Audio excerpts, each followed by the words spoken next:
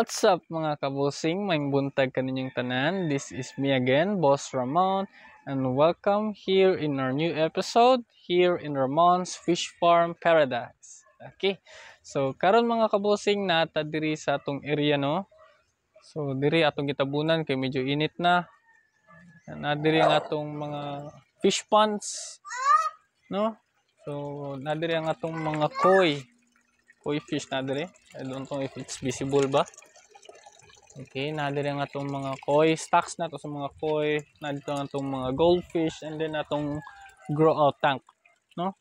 So karon, pwede ta mahuman o renovate aning atong area, ang atong shader, ilisanan na.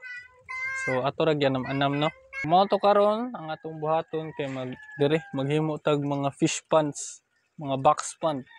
So as you can see here na natay usa, buhat pa ta og maybe 4 or 5 tingal atong mahimo padung dito.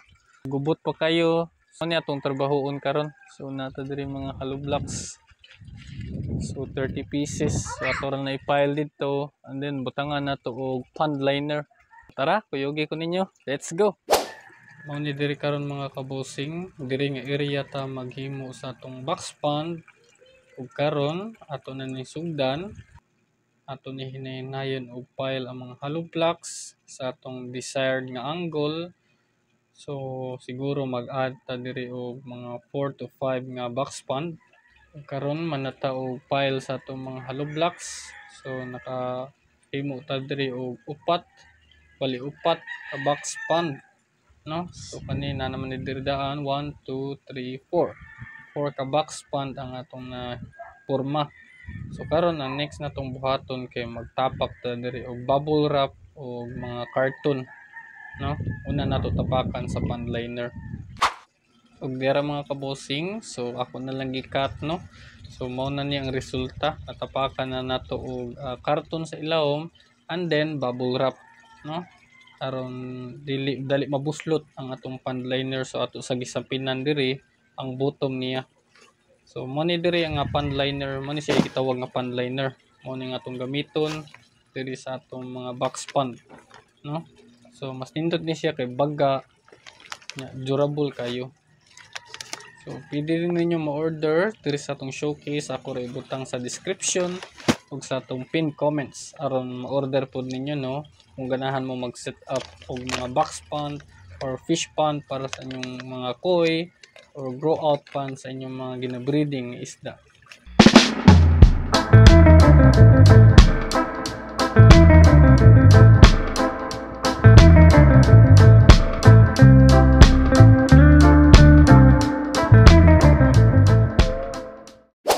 Ug dira karon mga kabosing, nahinay-hinay na natong porma ang atong box pond.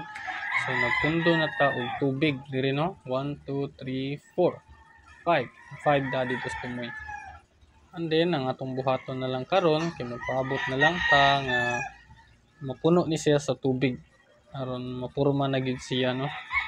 So diri di ang atong mga breeding tank sa atong mga mollies o platis pohon, nya diri nato sila i-grow out diri nga mga box pond.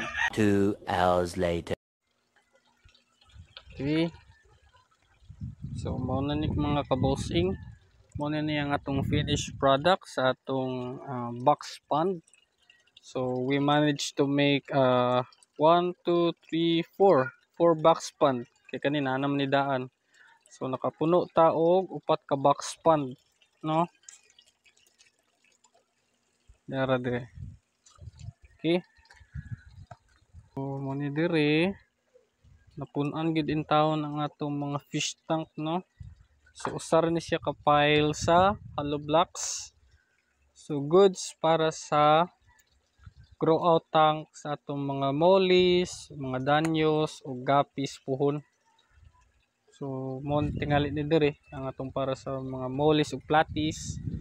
And then diri natin gibutang diri nga gamay. So akong plano diri ako rin itamnan og aquatic plants. Diri nako i-propagate ang aquatic plants nako para sa mga planted aquariums. And then bali tulo dito ka same size nga box pond. So maybe ang akong ibutang diri siguro mga grow out sa guppies ug danyos, no? So mao to. So goods kayo kung maghimo mo ingon ani nga setup. So pwede po mo magamit og laminated sack, itong trapal o kanyang gamit diri mo ni siya ay pond liner, no? So pwede ninyo ma-order online. So ako ra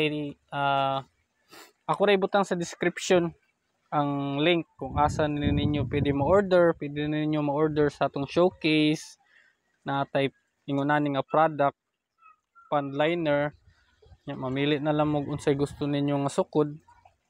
Ako ra ibutang diri sa description o sa pin comments. Dito ra ako ibutang. Sa ganahan mo order, pwede ra to ninyo i-check out dito sa atong showcase, dito sa atong link, no? Okay, so mo to mga kabosing, nahuman gyud in town. Ang kuwang na lang ani, ang ato na lang shader kay nangagisi na ilisanan pa ni nato. So hopefully this month, next month matrabaho na ang shader nato. Human na ni maka-order na ta og mga material grade ng mga breeder para makasugod na tag produce og mga pang-output nato, pang baligyan nato diri nga mga mollies, danyos ug guppies, no? So moto non-stop innovating gyud no. Hinahinay lang ganam-anam kay need man sa tag dako-dako nga kapital, so tigumanan gyud, no? So most to sa mga kaubanan nato nga mga fish keepers, kung ganahan mo nga mulambo ang inyong pagpamaligya sa mga ornamental fish, non-stop innovating gito sa atong area para mas daghan tag mo-produce, mas daghan nga mga kahabi ang atong mahatagan or ma-sharean sa atong mga ginabreed nga isda, no? So mo ni diri anam na gid tawo napunan gid ta murag ubay-ubay na gid tag mabutang diri nga isda diri sa atong area, no? Wala sa to karon for this episode mga kabosing. So sa atong mga viewers nga nakaabot ani nga part sa atong video, don't forget to like our video and subscribe to our YouTube channel. Unya kung napod may mga question bahin sa fish keeping hobby or napod may mga tips nga i-share based from your experience, just comment down below and we can talk about it, no? So mo to, ug napod tay ibutang nga product sa link diri sa atong description ug sa atong comments, pond liner. So sa ganahan mo check out nani, just click the link in the description below and in the pinned comments. Ako ra i-pin dito, no? So mo lang sa itong mga kabosing. So God bless sa atong tanan ug happy fish keeping sa atong tanan. Alright.